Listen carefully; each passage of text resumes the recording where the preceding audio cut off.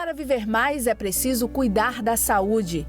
Doutora Felícia Crispim, médica endocrinologista e metabologista, atua há 12 anos na prevenção, diagnóstico e tratamento de doenças como diabetes, obesidade, colesterol, problemas da tireoide, osteoporose, climatério, síndrome do ovário policístico, distúrbios do crescimento e desenvolvimento. Profissional renomada que, com análise e estudo individual de cada caso, proporciona aos pacientes qualidade de vida e bem-estar.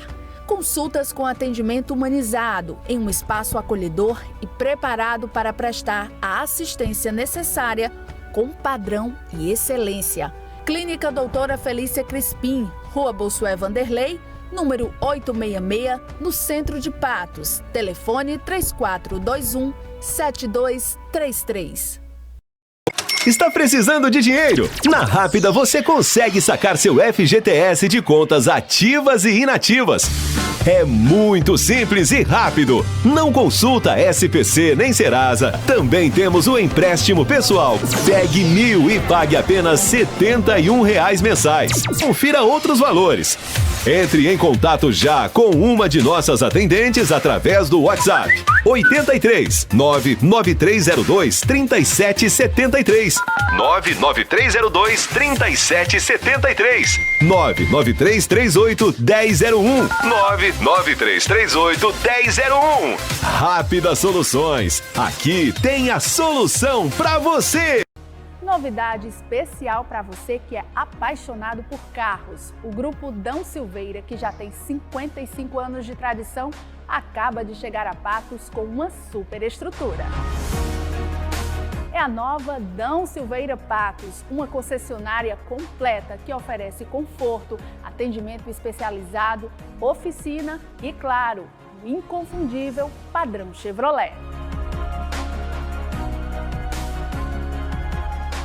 O Grupo Dão Silveira iniciou a sua história aqui mesmo na Paraíba, na cidade de Campina Grande, e agora expande sua operação para trazer uma experiência especial para os clientes de Patos e região.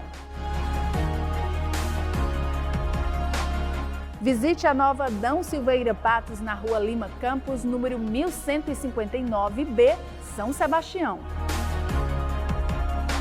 E conheça condições especiais para adquirir o seu Chevrolet.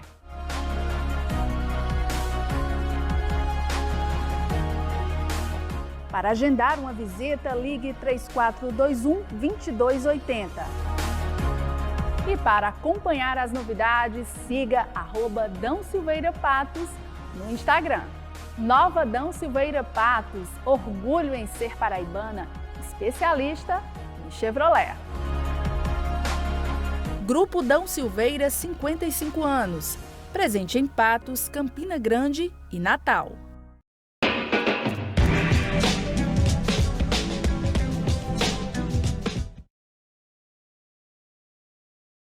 Aqui é o professor Deusimar Dias e estamos começando mais uma edição do programa Funes Cultural, parceria da Fundação Hernando Sátero com a TV Sol e a Rádio Tabajara, toda terça-feira à noite, na Rádio Tabajara, ao sábado de manhã, trazendo um tema interessante, falando um pouco sobre a cultura sertaneja, sobre a nossa história, sobre a diversidade cultural. E o programa de hoje, gente, muito especial, reunindo duas pessoas fantásticas, assim, quando esses dois aceitaram o convite, eu fiquei muito feliz, porque são duas pessoas que vão poder falar com muita propriedade sobre os aspectos e o legado cultural, histórico e atual da nossa festa da padroeira, da festa de Nossa Senhora da Guia.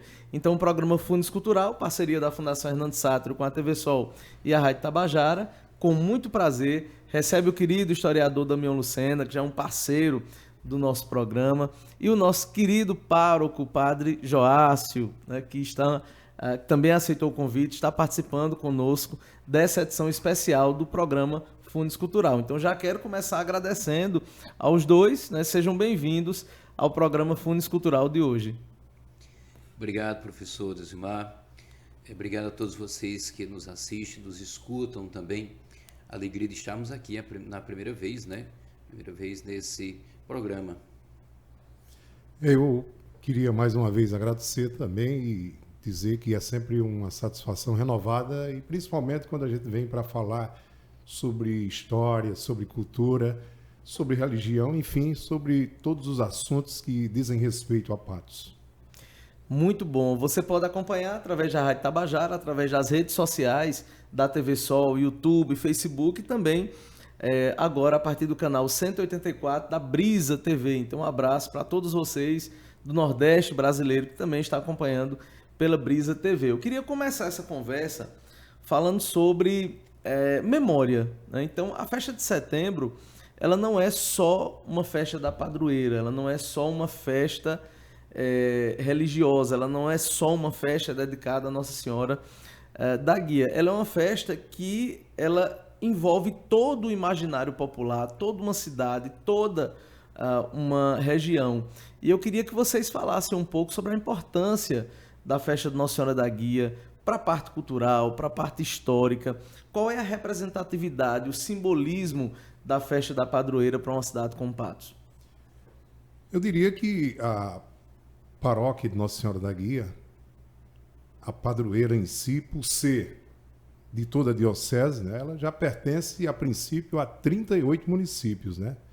Daí porque nós temos uma convergência tão ampla, né? E quando se fala em festa de Nossa Senhora da Guia, nós temos que nos lembrar de todo esse território, né? Que compreende aí uma população de mais de 500 mil pessoas, né? Então, não é uma festa como outra qualquer, né? Além de mais, nós já temos 234 anos de paróquia, naturalmente, no âmbito religioso, a gente tem a maior identificação da cidade exatamente no catolicismo e começamos exatamente pela padroeira Nossa Senhora da Guia. Então eu diria que é uma festa que tomou toda essa amplitude e que desses 234 anos eu já tenho mais de 50 de participante dela, né? Até porque eu já tenho 59 anos e nasci nessa cidade.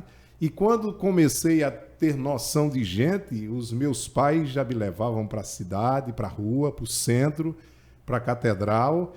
E aí a gente já participava efetivamente de uma outra ótica, de uma outra forma, mas certamente com um clima efetivamente festivo e também religioso, até porque eu diria que é uma característica familiar de Patos e principalmente de pessoas como eu, que já nasceu dentro do catolicismo, de pais que efetivamente eram bem religiosos. Então, quando falamos de festa de Nossa Senhora da Guia, falamos de Patos e de mais 37 cidades que compõem a circunscrição religiosa.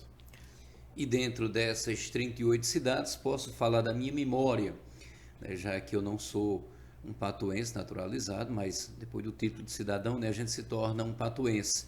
Mas sou natural da cidade de Várzea, e as primeiras memórias que eu tenho da festa da Guia era justamente ainda escutando pela Rádio Espinharas o relato da procissão de Nossa Senhora da Guia, do tempo do então bispo Dom Gerardo, também do padre Albertino. Então você, no finalzinho da tarde, esperar já toda aquela gravação feita, o percurso da procissão e depois a missa de encerramento. Depois, a partir do ano 2000, como seminarista, já no seminário, poder participar, né, como o Damião falava, de poder vir ao centro, de poder participar da novena, de poder participar de um pavilhão, de poder também ter o seu espaço no parque. Depois, quando já estávamos em João Pessoa, Campinas, João Pessoa, a gente, para manter a identidade de diocese, a gente, várias dioceses no seminário, e ali a gente fazia todos os anos, no mínimo um tríduo ou o dia festivo de Nossa Senhora da Guia, para manter a identidade, manter essa identidade.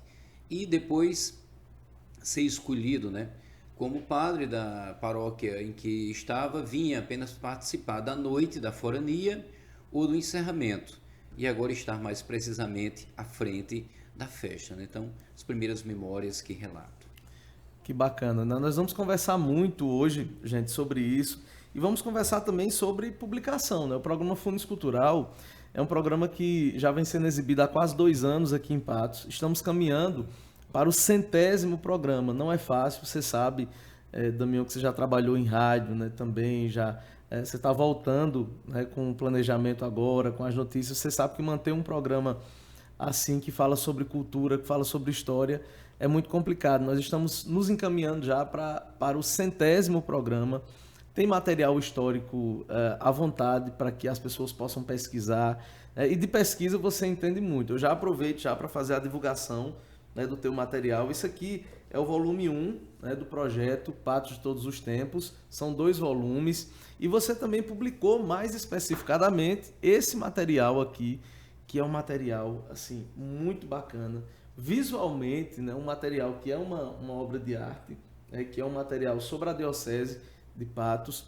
E tem projeto novo também chegando, por aí você não para, né, Damião? Então, eu queria que você falasse um pouco sobre o projeto Patos de Todos os Tempos.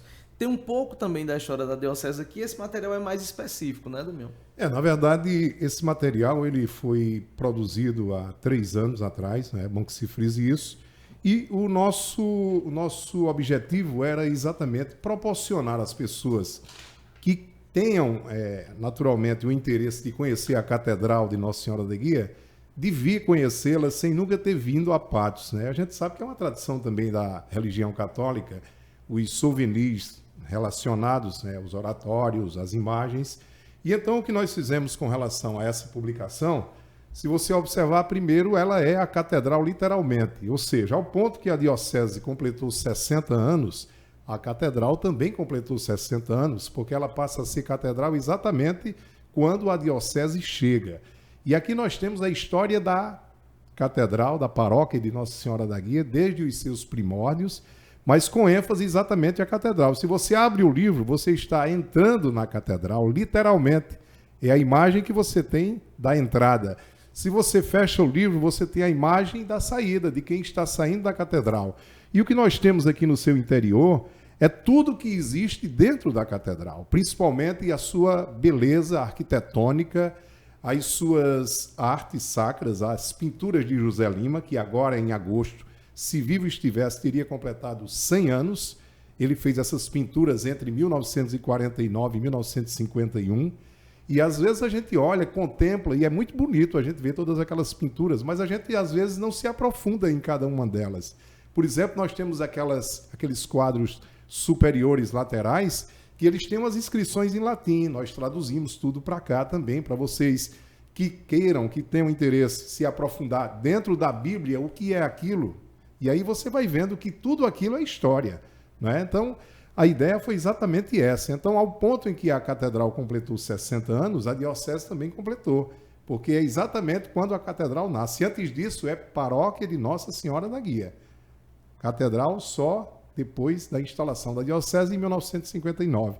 Então, enquanto você não está lendo, o material serve exatamente de souvenir, né? E ele acompanha, inclusive, o suporte, né? Porque enquanto você não tiver se aprofundando na leitura e nas imagens, você está com uma peça decorativa, né, dentro de sua própria casa, do seu escritório, da sua sala, assim por diante, né? A ideia foi exatamente essa. Com relação a Patos de Todos os Tempos, né, nós lançamos agora no mês de março, é a maior publicação relacionada a Patos, e para contar a história de Patos, nós temos que começar exatamente pela história da paróquia, né, pela história da padroeira, né, porque tudo começa em torno de uma ermida, que é exatamente a primeira igreja dedicada a Nossa Senhora da Guia. Então temos no livro de Patos toda a história de todas as religiões, com ênfase naturalmente aquela que é a mais longa, que é a mais predominante e que é, inclusive, o fundamento de sua própria fundação.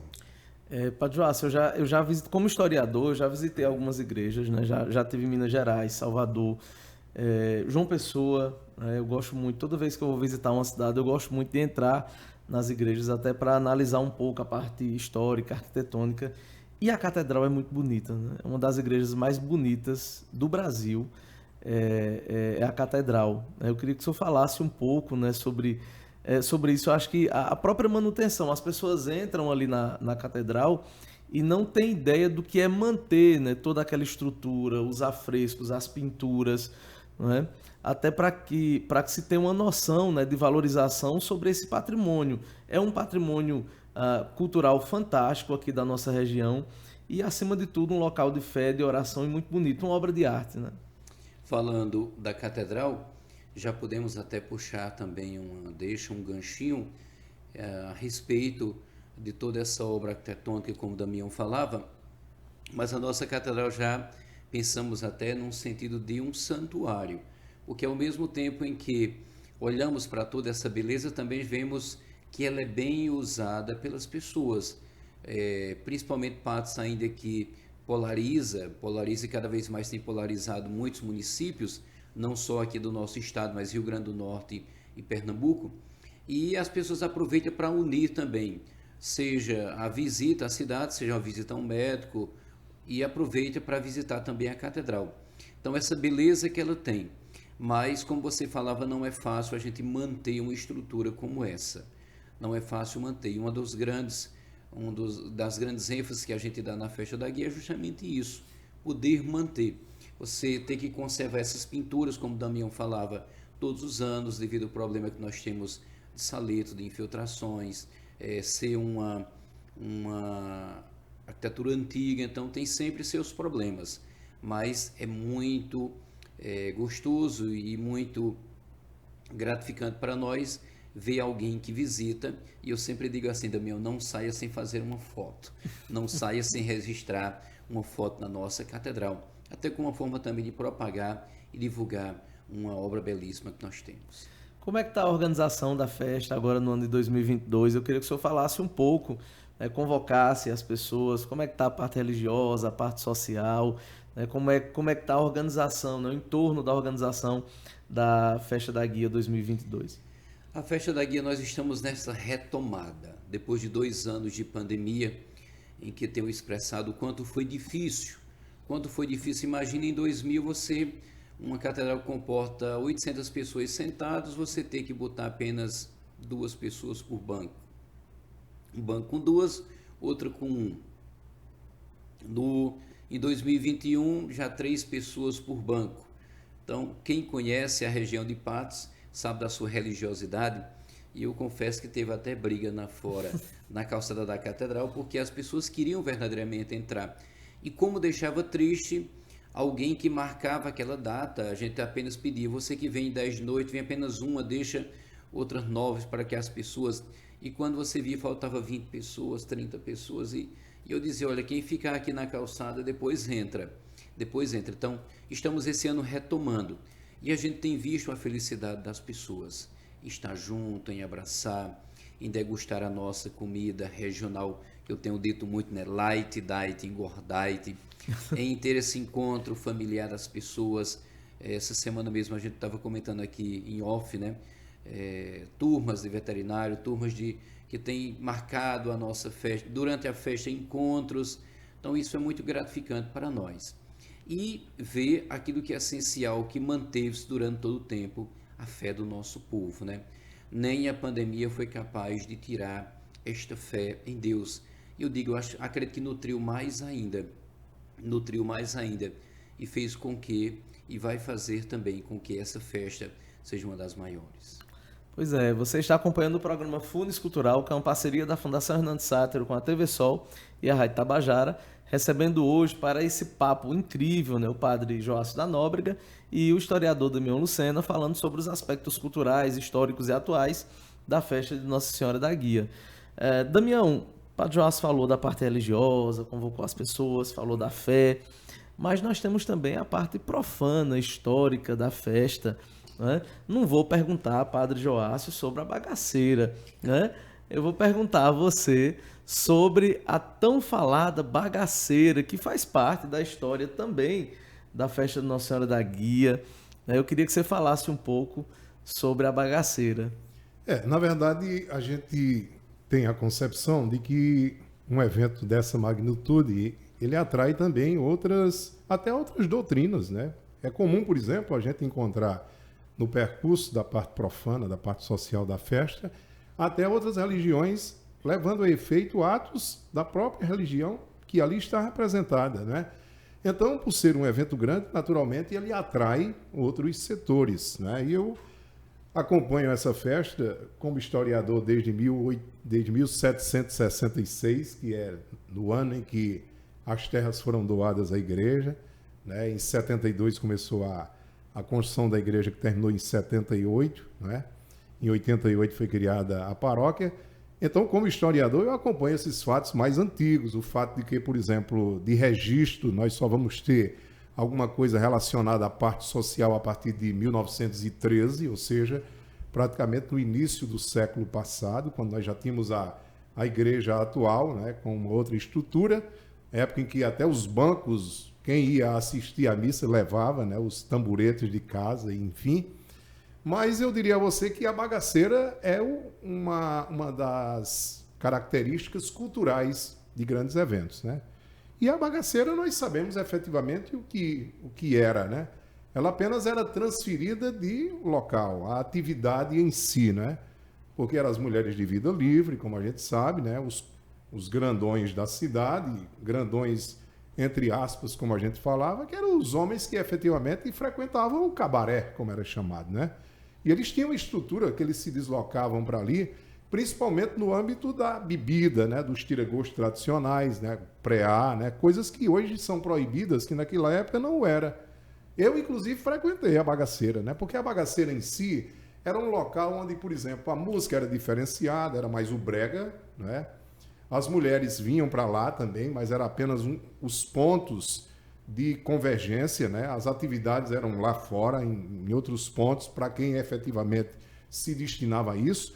Mas a maior parte das pessoas que frequentavam a bagaceira, que eram barracas de papelão, cobertas com palhas de coco, em sua maioria, por isso que chamavam a bagaceira, porque era uma coisa assim, que de vez em quando havia uma briga, que era uma coisa comum, até porque onde havia muita cachaça, né, muita bebida alcoólica, existiam também não apenas as brigas por ciúmes, né, das mulheres que ali se faziam presentes, mas até pelas teimas características dos bêbados e assim por diante, né? Tanto é que algumas brigas, elas começavam numa barraca e terminavam lá no começo e por dentro das paredes, que eram de papelão, né? Inclusive, muitos assassinatos, né? Muitas pessoas feridas em determinadas épocas e assim por diante. Mas era um evento liberado pela própria justiça no âmbito da polícia, que sempre acompanhava também, mas que é aquela coisa que eu lhe digo, o principal, a essência de tudo isso e o ponto histórico é o aspecto cultural, né? A bagaceira, na verdade, nada mais era do que uma atividade permanente que se tinha em Patos e que se deslocava pela atração do grande conglomerado que surgia em torno da igreja, né? Então, se você me perguntar de uma forma bem resumida o que era a bagaceira, eu lhe diria, era o cabaré que funcionava do outro lado da linha do trem, a partir da rua Bertrand de Azevedo, que se deslocava, em sua maioria, para Bossuet Vanderlei, para a rua João da Mata, ou seja, nas adjacências, mas nos pontos já mais distantes, mais ligados efetivamente à parte social, à parte cultural, né? Como disse antes, não havia nenhuma atividade específica, apenas os encontros, né? Ali era apenas a parte divertida da bebida, do tira-gosto tradicional, de passarinho, de coisa, e uma outra coisa também, era o bar do pobre, de quem tinha só um conto de réis para tomar uma lapada de cana e pegar um pé de preá ou um passarinho ou alguma coisa nessa direção, um torresmo, né? Então eram aquelas coisas bem populares e no âmbito cultural, eu digo a você, eu achava uma coisa extraordinária, né? E fui lá várias vezes, inclusive na época em que eu fazia teatro, a gente ia para lá, a gente fazia até dramatizações lá, era muito bom. Eu me lembro que os cantores mais tocados lá era Valdir Soriano, era Roberto Miller, era o brega mesmo, sabe? O brega pesado. Então é uma das características da festa que deixou de existir, até pela evolução dos tempos, como outras coisas também. A própria localização do pavilhão foi deslocada, que era sempre em frente à igreja. O cordão encarnado e o cordão azul deixou de existir. Os leilões, como você falava também, porque os leilões, eu acredito até que uma das coisas que contribuiu para isso é que as pessoas, quando bebiam muito, ficavam ricas, né? E desprendiam um recurso muito elevado ao ponto de, no outro dia, além da ressaca, ter que resolver um problema financeiro de grande monta. Eu acho que a igreja chegou à conclusão que, na verdade, não era esse o objetivo, né? A gente vê, por exemplo, que quando a catedral terminou essa estrutura, figuras como os donos do minério, né, lá do Vale do Piancó, doavam, né, como doaram a custódia, que era custódia porque foi custódio lá da mineração que fez a doação, né, e os outros sócios doaram também o relógio da igreja. Então, a gente vê por esse lado também. É como o padre Joás colocou, a festa vai se adequando à nova realidade. A parte religiosa continua com sua tradição, né? E a parte profana, eu acho que é a que tem tido a maior modificação, até como forma de adaptação à época que nós estamos vivendo, né? Se você vê, por exemplo, o primórdio da parte social, nós não tínhamos energia elétrica.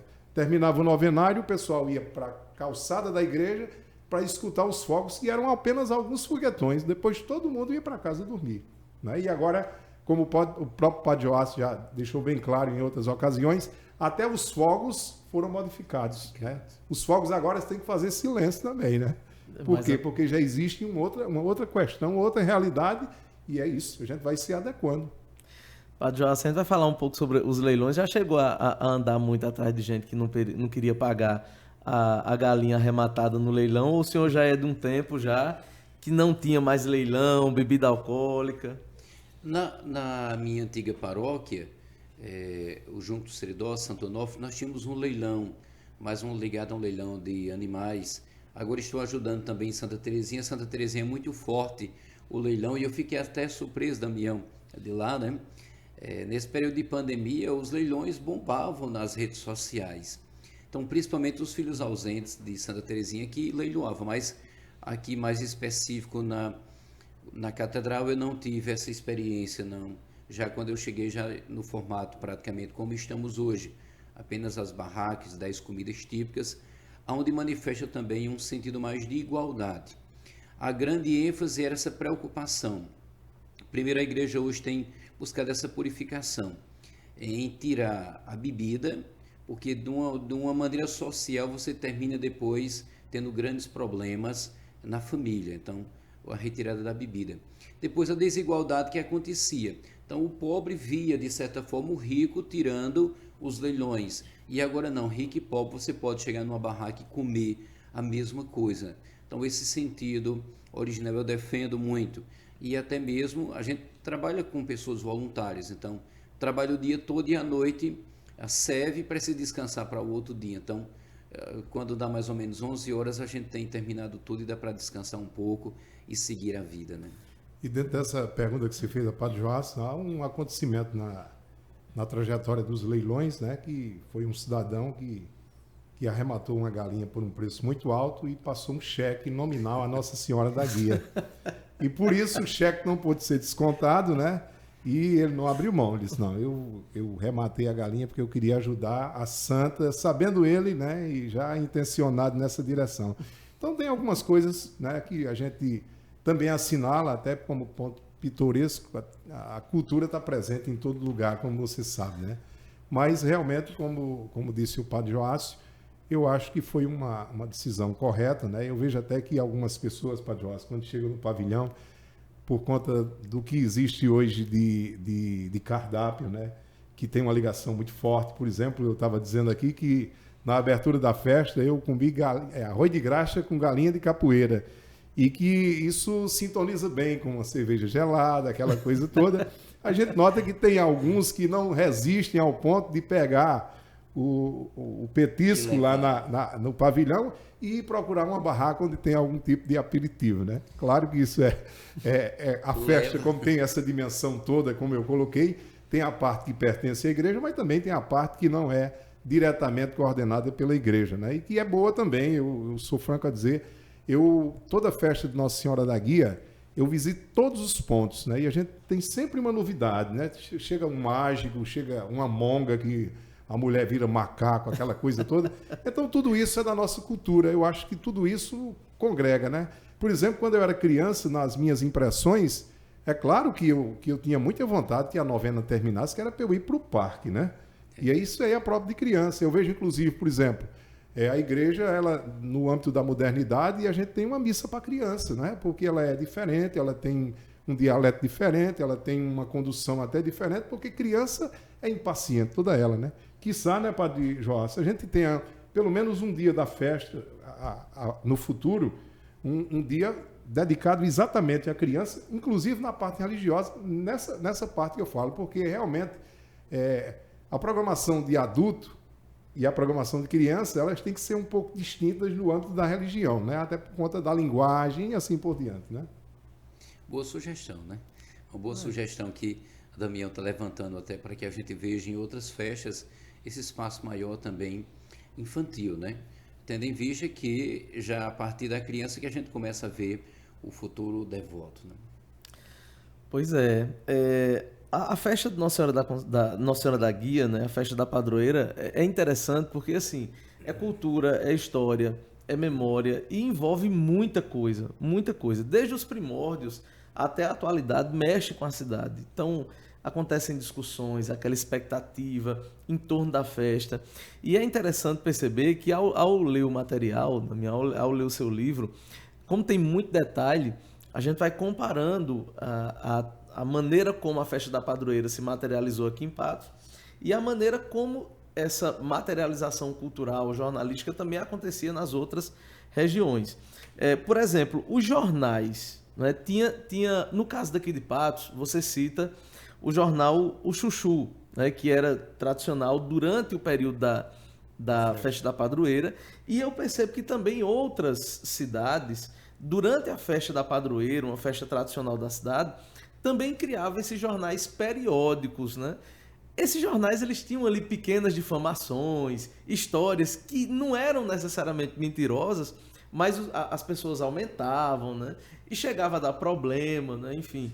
Hoje, com a internet, isso não existe mais, né? E eu posso lhe dizer o seguinte, a imprensa de Patos nasceu na festa de Nossa Senhora da Guia. Os primeiros jornais que circularam exatamente na festa da Guia. E, por outro lado, é bom que se frise também que os próprios jornais das festas chegaram a divulgar até os resultados eleitorais, em a parte séria também, né?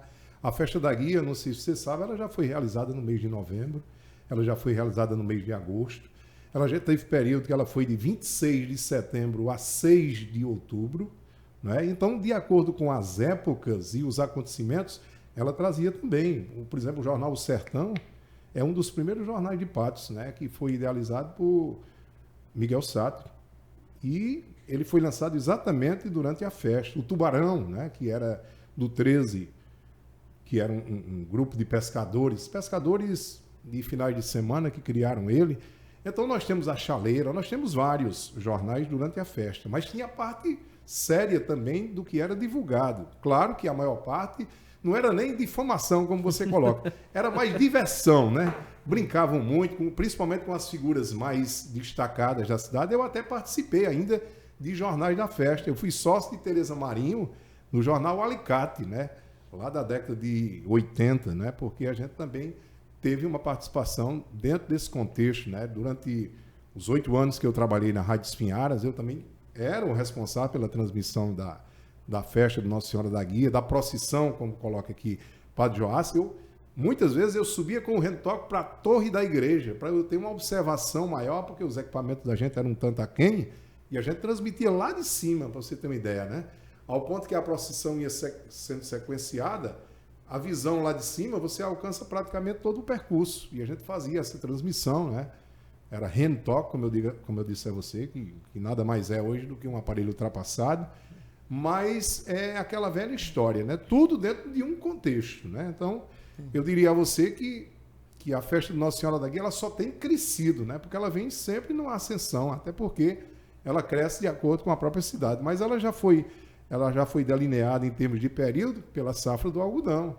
Às vezes, quando o algodão era colhido, por exemplo, em agosto, ela chegou a ser antecipada por isso, né? Em setembro, quando o ano não era bom, se insistia, por exemplo, a festa de 1914, né? Os jornais publicaram na época que ela teve um insucesso por conta da Primeira Guerra Mundial, né? Então, que teve uma repercussão geral, como tivemos agora a pandemia e assim por diante, né? Então, eu diria a você que um dos pontos importantes da festa da padroeira é que foi dentro dela que nasceu a imprensa de Patos, né? Os primeiros jornais escritos foram lançados exatamente dentro do contexto da festa de Nossa Senhora da Guia. Tinha as brincadeiras, tinha a parte séria, e era muito bacana. Eu tive acesso a alguns desses jornais, e assim, galera que está nos vendo através das redes sociais da TV Sol, galera que está nos acompanhando através da Brisa TV, que está nos escutando através da Rádio Tabajara, é uma fonte de pesquisa fantástica. Inclusive, essa história da Primeira Guerra Mundial A Primeira Guerra Mundial ocorre de 1914 a 1918, então quem busca, por exemplo, um bom tema para pesquisa, pode usar esses jornais como fontes, estudar, por exemplo, a história econômica da região a partir desses jornais publicados durante a festa da padroeira, né? Então, um material fantástico. Eu sempre venho dizendo, Damião, e você teve a oportunidade agora recentemente de receber uma premiação no Simpósio Internacional da Educação por conta desse projeto aqui, e até em nome da Fundação Hernando Sátiro, eu agradeço muito, né, a você, a Romildo, né, por sempre estarem à disposição da Fundação. Nós temos, Padre Joácio, há 2 anos, uma coluna no jornal A União, que semanalmente são divulgados textos em relação à cultura regional. E é um material riquíssimo de pesquisa, né? Por exemplo, essas 2 semanas abordamos um trecho do teu material sobre uma coisa que ninguém sabe aqui em Patos, né? Quem não conhece o material do Damião não sabe que foi a participação de patoenses na Guerra do Paraguai, né? Então, assim, é um material de fato riquíssimo e nós precisamos cada vez mais valorizar, né, a história local e valorizar quem produz essa história, né? É muito essencial isso, né? Pois é, eu acho que tudo tá muito ligado, né? Se você vem observando o transcurso da história, muitas vezes algumas pessoas me perguntam sobre determinados assuntos porque dizem que não está no livro. Eu digo, não, ele está no livro em algum outro assunto, né? Porque é como diz o outro, uma coisa puxa efetivamente a outra, né? Mas eu diria que se você vai realmente para os registros da história, Nossa Senhora da Guia é responsável por praticamente tudo, né? Porque tudo está em torno, né? Tudo começa exatamente por esse ponto, né? Tanto é que eu historiei todas as religiões, como você viu, os espíritas, né? Os evangélicos, os afros, tudo, enfim, né?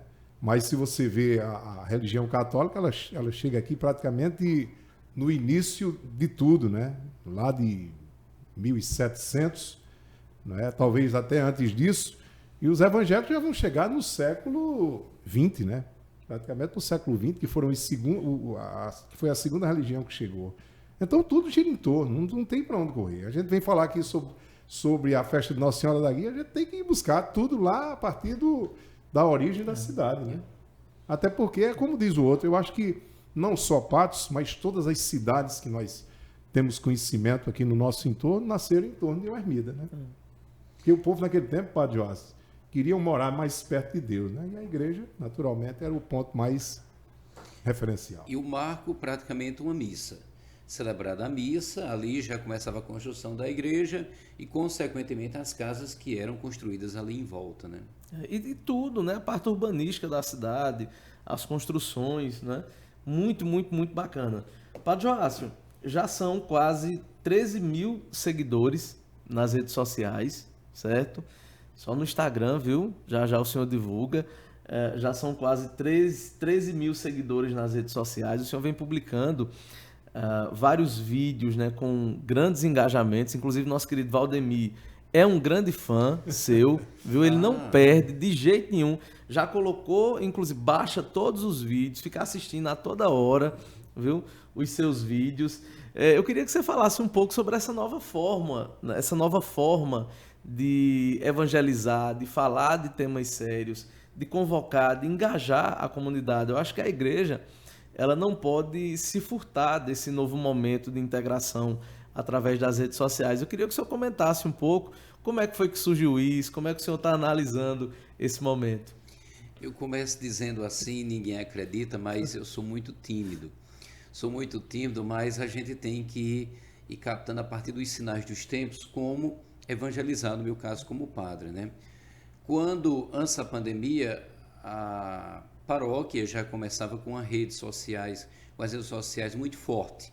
A nossa PASCOM, Pastoral da Comunicação, já vinha dando alguns sinais. E a gente percebendo já a importância. Com a pandemia, a gente não vê só a importância, vê a necessidade. Se antes a gente dizia, venham para cá, venham para a igreja, no período da pandemia a gente dizia, fique em casa. E levou a catedral para suas casas. De tal maneira que, mesmo sendo hoje de suma importância as redes sociais, você está fora do país e você está em tempo real dentro da catedral participando da novena. Isso é de suma importância. Mas para nós, principalmente sertanejos, não substitui o estar junto.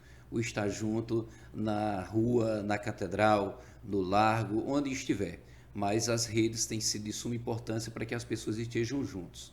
Só que a gente vai sentindo também que, saindo da pandemia, as pessoas querem mais um contato físico, estar mais junto.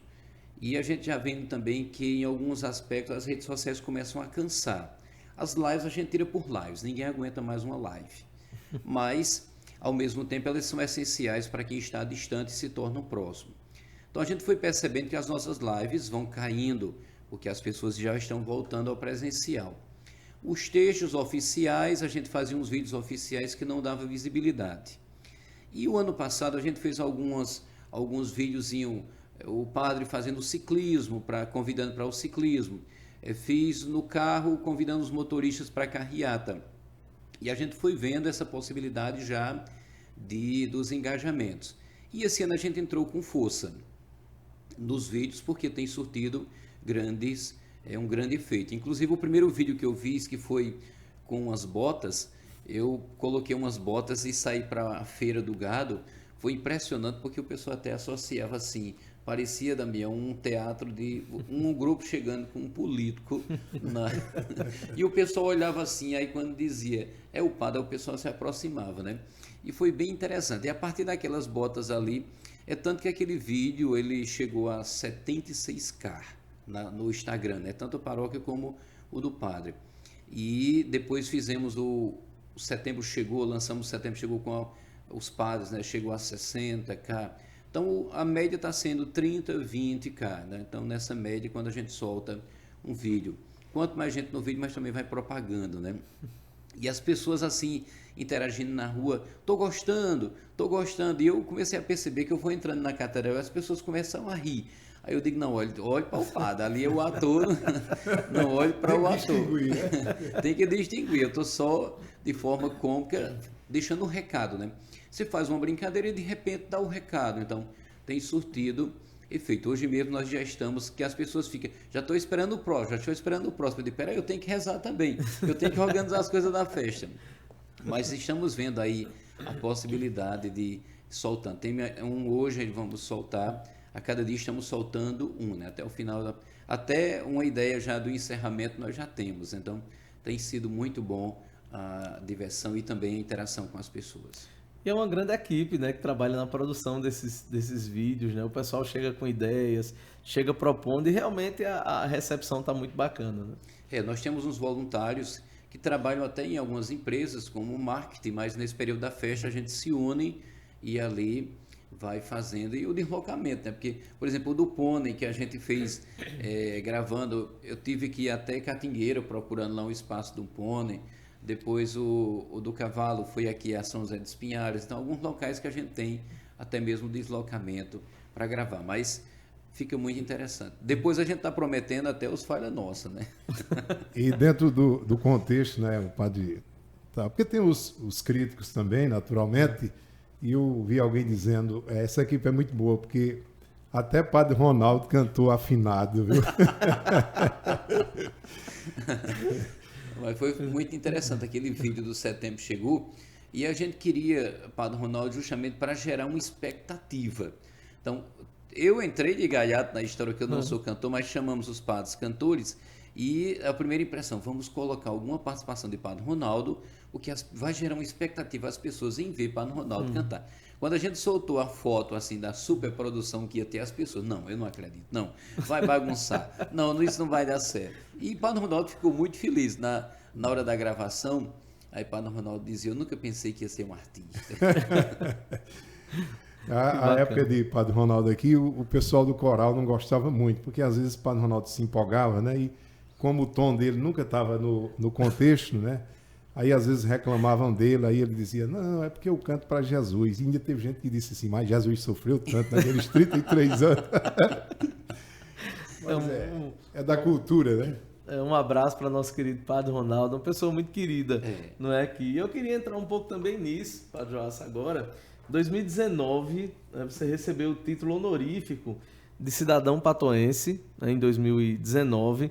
Já são quase 6 anos aqui à frente da Catedral, não é?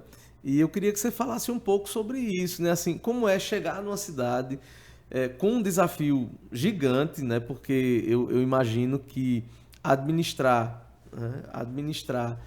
uma quantidade considerável de fiéis, administrar um patrimônio histórico, administrar, né, uma catedral, né, não é fácil, é um desafio gigante.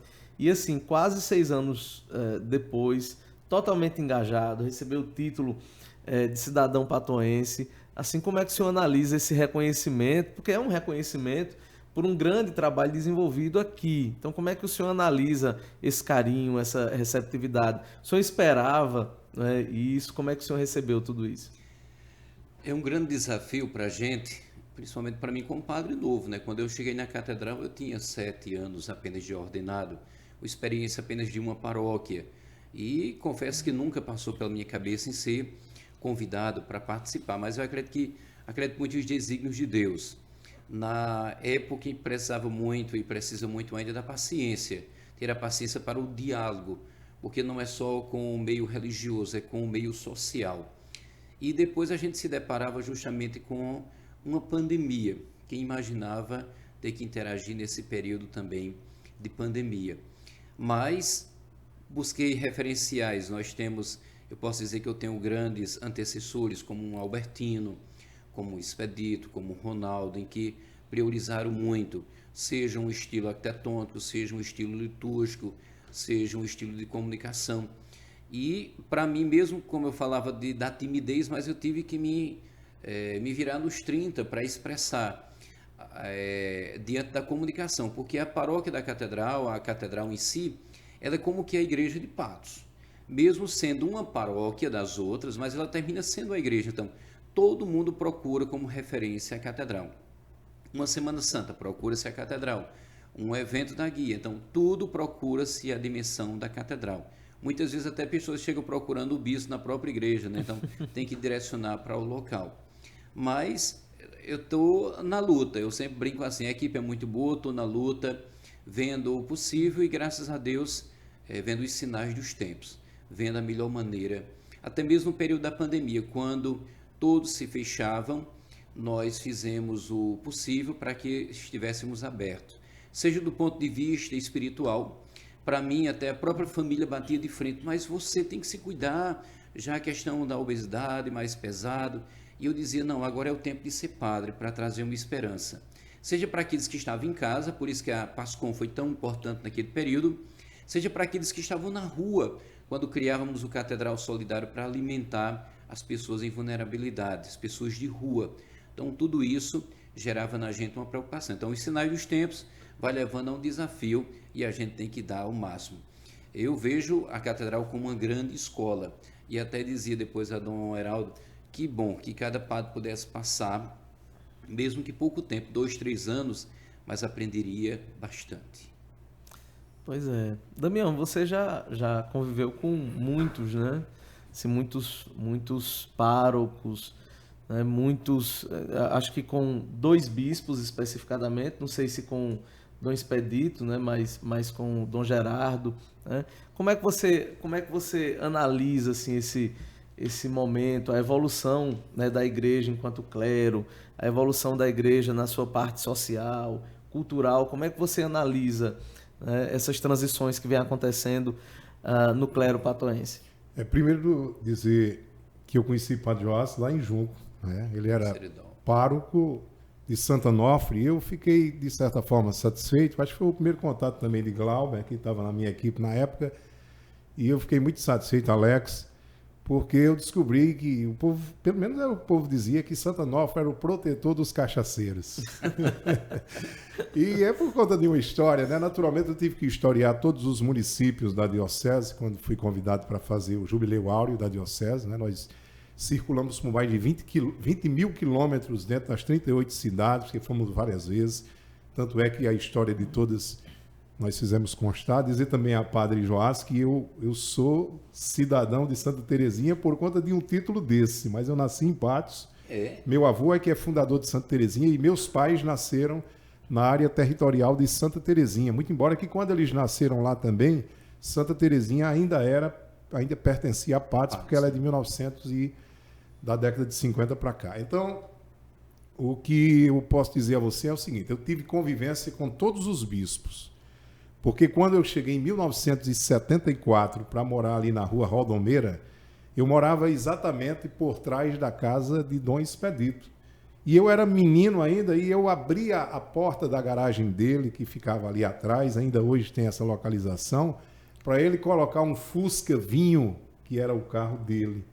E a gente era muito amigo, ele era uma figura extraordinária. Eu também fui coroinha da igreja de Nossa Senhora da Guia no tempo de Padre Laíris. E tem até uns pecados que a gente depois até confessou. Era uma época de uma pobreza. Nós tínhamos uma condição muito aquém, muito de pobre mesmo. Éramos pobres, como diz o outro. E quando, às vezes, ele nos mandava ir ao Cristo Rei pegar as hóstias, que vinham numas latas de leite ninho, ainda não estavam, naturalmente, porque as freiras eram que faziam as hóstias, e a gente ia buscar, eu e Ronaldo. Já teve viagens dessa que a gente comeu em torno aí de umas 300 hóstias no caminho. E a gente tomava água e ela inchava assim, porque às vezes a gente até pensava que era castigo, mas era por conta da farinha de trigo com água, naturalmente. Mas sem consagração não tem problema. Não tem problema, mas eu sou franco a dizer também, e a gente tem que ser muito leal com as coisas. Pela condição que nós tínhamos e pela fome, a gente comia até se fosse sagrado. Deus iria nos perdoar, certamente. Mas o que eu posso dizer é o seguinte, e até pela própria história, a chegada da diocese deu um impulso considerável à cidade de Patos em todos os aspectos, a partir do aspecto econômico. Porque no momento em que você tem uma expansão maior, você vai gerando outros setores, né, que vivem no paralelo, né? Mas Dom Expedito, por exemplo, foi quem implantou teatro em Patos, né? Aquele Teatro Santo Antônio, que foi a maior referência que nós tivemos. Antes disso, já tínhamos algumas manifestações teatrais, porque ele comprou a Rádio Espinharas e a partir dali a Rádio Espinharas passou a atuar diretamente nessa parte, né? Que era a parte religiosa, a parte cultural, né? A parte educacional. Então, com Dom Expedito, deu-se uma guinada praticamente em todos os setores, né? Então, eu acompanhei Dom Expedito até, me lembro de quando ele faleceu, né, em 1984, me lembro de todas aquelas homenagens que foram prestadas a eles. Era uma figura que tinha uma intimidade com a gente, eu digo como criança mesmo, ali, que estava sempre ali próximo dele, né? Nos doava o chocolate, aquela coisa. Ele era uma figura extraordinária. Depois veio Dom Gerardo, né? Depois da transição, que foi feita por Padre Laíris, né? Dom Gerardo também é outra figura, eu convivi com ele 8 anos na Rádio Espinharas, já como funcionário da rádio, né? Tivemos até alguns embates, né?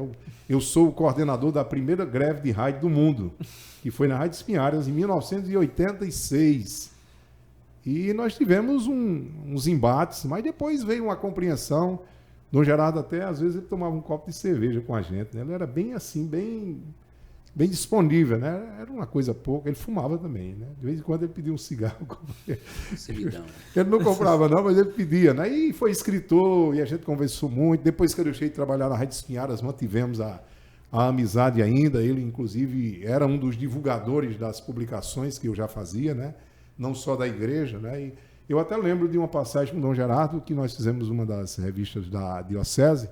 A gente conseguiu o patrocínio e a gente distribuiu os exemplares. E quando eu entreguei o dele, ele disse: quanto é, Damião? Eu disse: não, Gerardo, não é nada não, nós estamos distribuindo. Aí ele disse: nunca faça isso. Cobre qualquer coisa, mesmo que seja simbólico, para que as pessoas valorizem. Porque se você sair do ano, tem gente que não quer e vai receber e depois vai jogar fora. Então ele tinha essa mentalidade, uma figura que depois de deixar de ser o titular da diocese, ainda construiu a igreja de Santo Expedito, né? Ainda teve um trabalho extraordinário, construiu aquela casa que construiu com recursos próprios, depois doou a própria igreja, e assim por diante, né? Depois veio o Dom Manuel, Dom Manuel é uma figura que eu tive a oportunidade de conhecê-lo lá na sua terra, quando fui historiá-lo a partir do momento em que ele foi indicado bispo, né? Que ninguém o conhecia, né? E Dom Manuel tem uma história extraordinária, um cidadão que terminou o primário com 18 anos, né? E de repente chegou aonde chegou, que só conheceu o seu pai na sua ordenação, que perdeu sua mãe ainda praticamente recém-nascido, que foi criado pela avó numa zona rural. Então, quem conhece a história de Dom Manuel sabe por que aquele é simples, né? Porque a história dele é uma coisa que dá um livro, né? Uma figura extraordinária.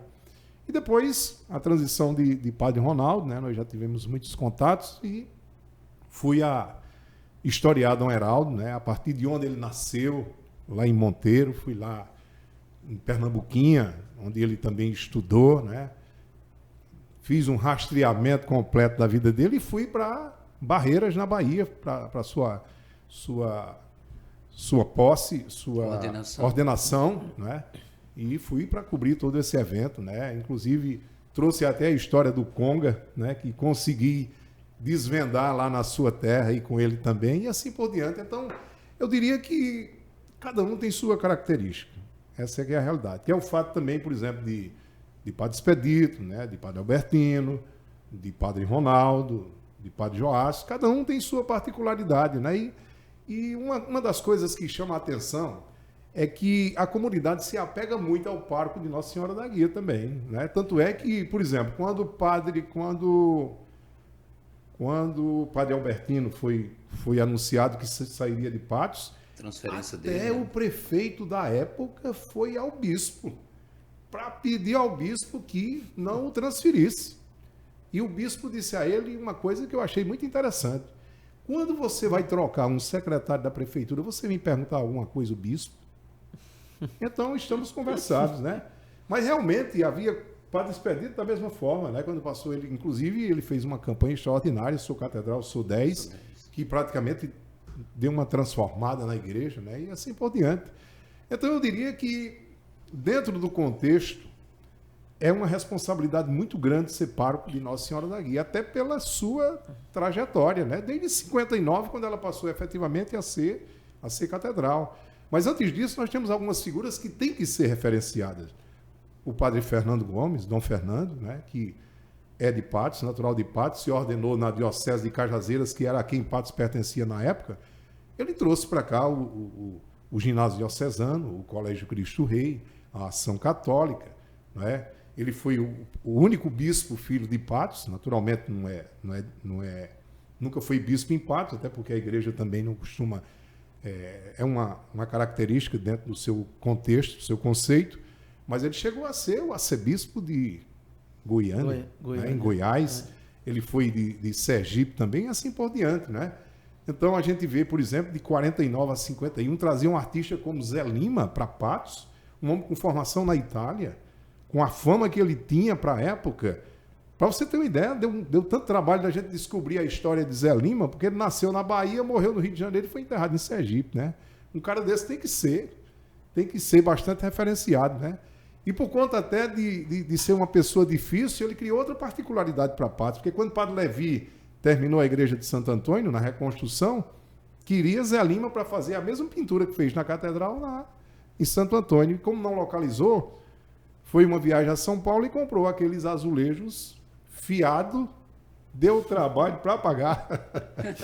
E quando chegou aqui, depois da compra, ligaram para ele e ofereceram um dinheiro para a igreja para ele desistir. Ele disse, não, manda para cá. E hoje nós temos a particularidade de sermos a única igreja do mundo que retrata o Evangelho no Antigo e no Novo Testamento. Porque Meca tem uma igreja dessa, mas só tem um dos testamentos. Então, tudo isso, se você vai nas particularidades, você vai partir de novo, né, de Nossa Senhora da Guia, que é de quem estamos efetivamente falando hoje.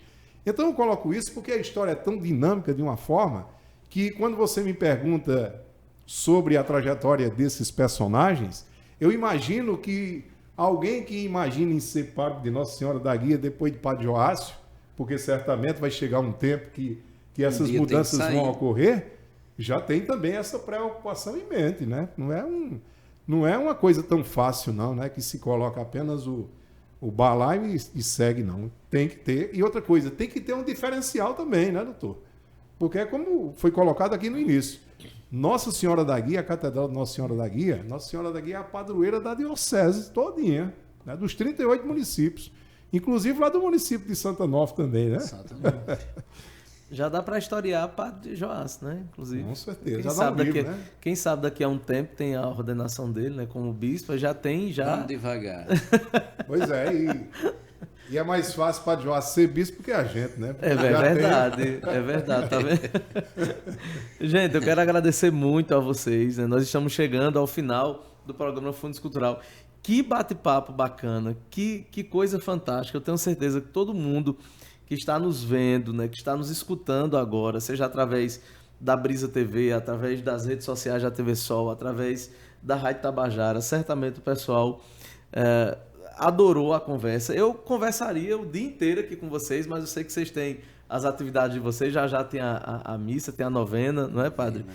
E eu queria muito agradecer a disponibilidade de vocês, parabenizar pelo grande trabalho que cada um desenvolve na sua área, né, e dizer que a Fundação Hernando Sátiro, a TV Sol, né, nós estamos à disposição para divulgar, né, e contribuir, né, mais ainda com esse grande trabalho que vocês fazem. Fiquem à vontade para as considerações finais de vocês.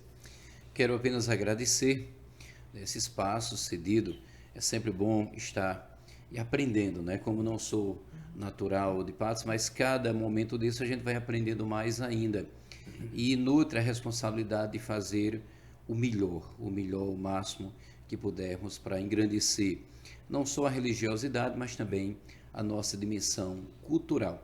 E a grande preocupação que hoje o nosso povo, nossas crianças e os jovens também propaguem este mesmo amor, essa mesma devoção, essa mesma cultura e história, que sentimos muito essa falta, né? Damião pode até falar com mais propriedade. A dimensão religiosa nem tanto, mas precisamos destacar mais ainda esse legado na vida das pessoas, que não esqueçam jamais de toda essa tradição e história que é nossa vida. Pois é, e Nossa Senhora da Guia me dá a oportunidade de ver que eu também progredi muito, viu, Padre Joás? Porque eu comecei a frequentar a festa Nossa Senhora da Guia, como eu disse, com interesse nos parques e nas guloseimas, mas eu também fui comerciante, né? Eu vendi bombons de tabuleiro na frente da igreja durante muito tempo também, né? Fui um comerciante lá, né? E peguei muito morcego nos parques, né? Às vezes até levei uns croque, como chamar, né? Cascudo, porque a gente não tinha dinheiro para andar no parque. E hoje eu vejo, já tenho condição de levar minha neta, ela anda em que quer, compra o que quer, e ainda sair insatisfeita, né? Sabendo que se quiser ir no outro dia eu vou novamente, né? Meus filhos também foram criados todos dentro dessa doutrina e desses costumes. E dizer que é a vida que segue, é a história que continua sendo escrita, e a gente só tem uma certeza hoje aqui, é que nós passaremos também, e Nossa Senhora da Guia vai permanecer aqui, né, tomando conta dessa cidade que certamente só terá um ponto final quando o Criador dos Criadores efetivamente quiser. Eu agradeço a você, agradeço à Fundação Hernando Sátiro, à TV Sol, e reitero aqui que estarei sempre à disposição, sempre que for preciso, porque hoje eu participo desses eventos muito mais por uma necessidade do que propriamente por um chamado, né? Então, eu me sinto muito à vontade e não sei mais do que ninguém, apenas eu me interesso um pouco mais, e é por isso que eu desperto e sempre chamar a atenção de todas as pessoas, inclusive de quem nos acompanha, para que façam isso também, né? Porque ao ponto que a gente se envolve, a gente tem aquilo como atrativo e acaba contribuindo também. E que Nossa Senhora da Guia nos proteja. Amém. Né? Amém. Um abraço a todos vocês que acompanharam mais uma edição do programa Fundos Cultural, e até a próxima terça-feira. Valeu, gente. Até mais.